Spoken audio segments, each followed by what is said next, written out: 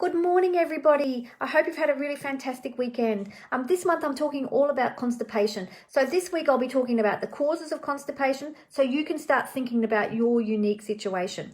For those of you new to the page, I'm Ange Sinclair and I'm the Digestive Detective.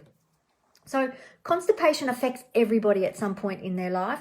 The official criteria is called the Rome 3 criteria, and you must have at least 2 of the following things for it to be counted as constipation. So you need to be straining at least 25% of all bowel movements.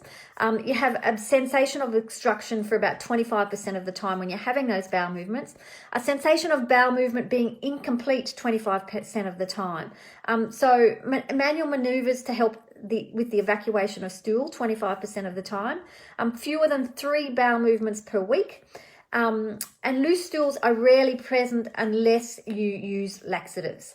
So constipation affects women twice as often as men, and it's more common in people over 65. People over 65 and children, and I see it in people with really low fiber intake more often than not. There are about 15 different causes of constipation, but they generally are fitted into 2 types of constipation. One is called 15 functional constipation, which is often classified into 4 more types. So there's lots of numbers amongst all this. So basically, it's simple constipation is a temporary interruption of usual bowel habits, and it's often linked to diet and lifestyle factors. So common causes are, as most of us would know, we go on holidays, we get constipated. We travel, we get constipated. Our stress is really high, we get constipated. So dietary changes and new work patterns can also cause this type of constipation. Number 2, chronic or slow transit time constipation tends to be a lot more common in women, and research shows us it's because we have poor muscular control, gut hormone abnormalities, that's to do with our gut-brain connection through our vagal nerve. So sometimes what happens is our vagal nerve doesn't send out the signal, or it sends out an abnormal signal to the muscles and they don't contract how they should. So that's a reason people end up with constipation. Number 3 is IBS-C, which involves that alternating bowel pattern of constipation and diarrhea. This is generally accompanied by bloating and pain. And number 4 is defecation disorders, usually involve some kind of poor muscle function, either with our lower bowel, our rectum, or our pelvic floor. This is huge for most women. Causes here are our age, complications from any anorectal surgery, or complications of childbirth can be another reason. The other type of constipation can be caused from disease states. So things like underactive thyroid, diabetes, Parkinson's disease, bowel cancer, and I can't even say that this morning, diverticulitis can also be the cause if there's an obstruction. So they're things to think about.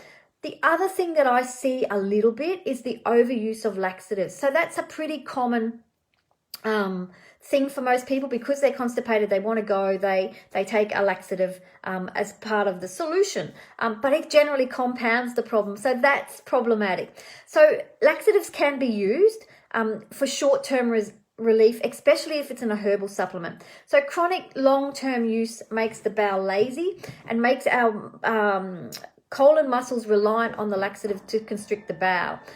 Some laxatives also cause damage to the nerve cells in the wall of the colon. So if you have used laxatives for a long period of time, you have to wean yourself off them and retrain your bowel to relax.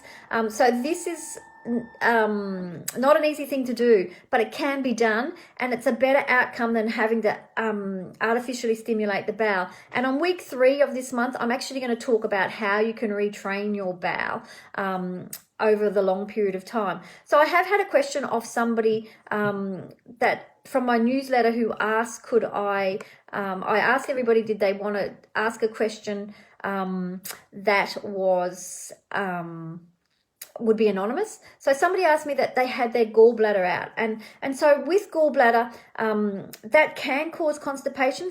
For a lot of people, though, it gives them diarrhea. So there is something called a bile acid malabsorption, and when you have too much fat in your diet, it can cause you to go from constipation to diarrhea. So that's probably the reason that's happening for you. As we get to week 2, next week, we'll talk about what foods that help with constipation, some really good tips and tricks that can help you resolve those issues. So that's it from me today. If you want a bit of a roadmap, book in for a free 15-minute consultation. There's plenty of those available right now. And I look forward to chatting to you tomorrow, hopefully, for Transformation Tuesday. And if you haven't checked out the competition that I've got running, it started today.